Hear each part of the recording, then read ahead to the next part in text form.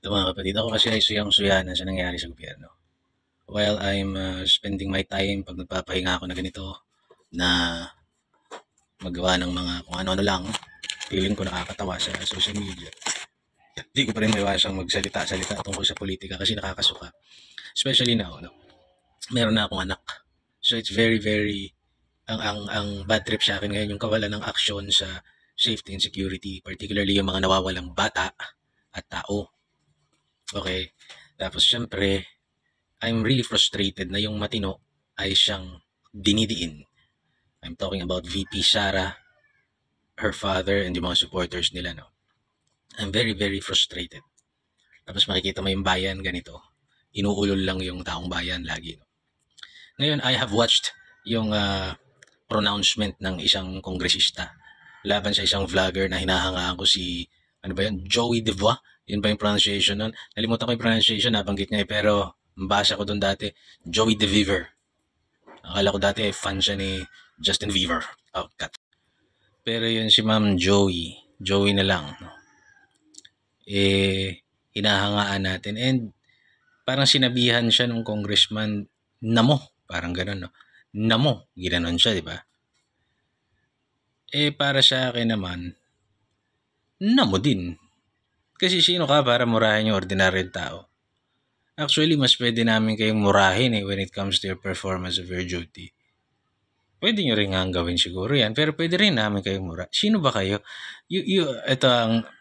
These politicians seem to forget that they were there because they were elected.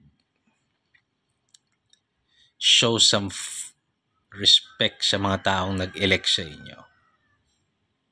Ako ay elected bongbong And yet I am embarrassed and I am frustrated, immensely frustrated dyan sa lintik na yan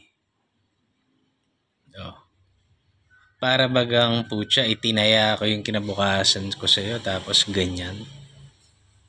Sinuportahan kita tapos ganyan. Di ba? They seem to forget. Ito yung mga lasing na hindi na, para bagang hindi na sila kapantay ng ordinaryong tao. Well, in fact, dapat nga ay mas magalang kayo, mas mapagpakumbaba kayo kung tinutulig siya kayo. Alam nyo what I appreciate kay Lito Lapid? Despite na siya ay di umano may kakulangan sa educational background siguro o kung saan pa man o hindi siya mahusay mag-English, tahimik lang siya. Tahimik. Pero yung mga politikong siguradong mas mahina ang kukote, talagang bopols, talagang alam mo yung sakim ka na bopols ka pa, wala ka nang paglagyan sa'yo, tapos ang epal mo pa at ang yabang mo pa, kahiyahiya. Pero hindi sila nahihiya. Kasi sila naman yung nakikinabang They do not think about the ordinary people. Alam niyo kung sinong dapat yung gayahin na politiko? Alam niyo kung sinong dapat yung gayahin? Sa totoo lang. Si Congressman Marcoleta. Alam niyo kung bakit? Si Congressman Marcoleta, na-offend siya nung merong gumawa ba ng vlog o may nag-post tungkol sa kanya wherein di umano according to siya nag-post ay kinakahiya siya ng kanyang mga kapatid sa Iglesia ni Cristo dahil may mukha siya ng billboard silang dalawa ni Pastor Kibuloy. Ngayon, yung mukha na yun, wala naman siyang kinalaman. I think, and sabi niya rin, supporters lang yung gumawa nun. Ako gusto ko yun, Katoliko ako Wala akong pakialam kung Iglesia o Kingdom of Jesus Christ. Gusto ko silang dalawa manalo bilang opisyal. Pero dahil nandoon yung mukha niya, sinagot niya na lang na wala ka namang basis siguro na kinakahiya ako ng mga kapatid sa Iglesia kasi kung kasama ko si Kibuloy nga naman, hindi naman ako yung naglagay ng mukha ko doon. And at the same time, parehas kaming tumatakbo, kandidato. Nag-explain siya. Actually, kung hindi ako nagkakamali, personal niya pa yatang nireplyan yung babaeng yun eh. Dahil nakita niya misleading. Pero hindi niya kinasuhan, hindi siya nag-ano-ano, sinagot niya lang properly. Because according to the Supreme Court, politicians should not be thin-skinned. Actually, sana yung Korte Suprema magbaba ng ruling na lahat ng public officials, whether elected or not, o appointed ka man, kung sino kang putang ina mo ka, should not be thin-skinned. The greater the power, the greater the responsibility, the greater the humility. Kasi habang mataas ka, mas mataas ang sahod mo na galing sa buwis ng taong bayan, at habang mas mataas ang estado mo sa lipunan, mas marami ka dapat nagagawang mabuti para sa bayan. Ina mo ka.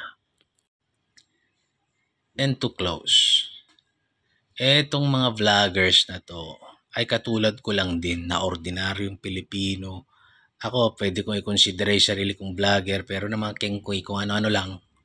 Mga niremix na kung ano-ano man. But, please remember,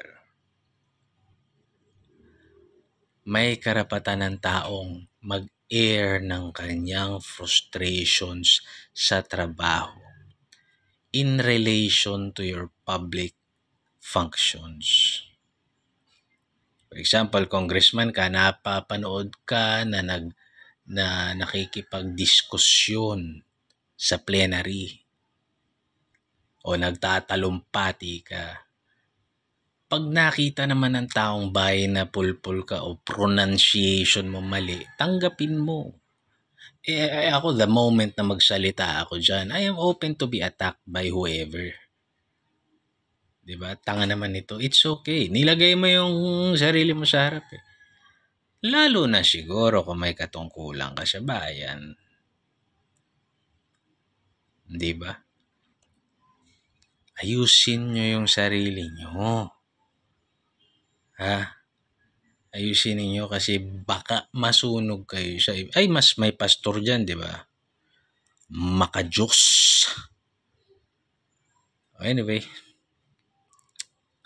God bless.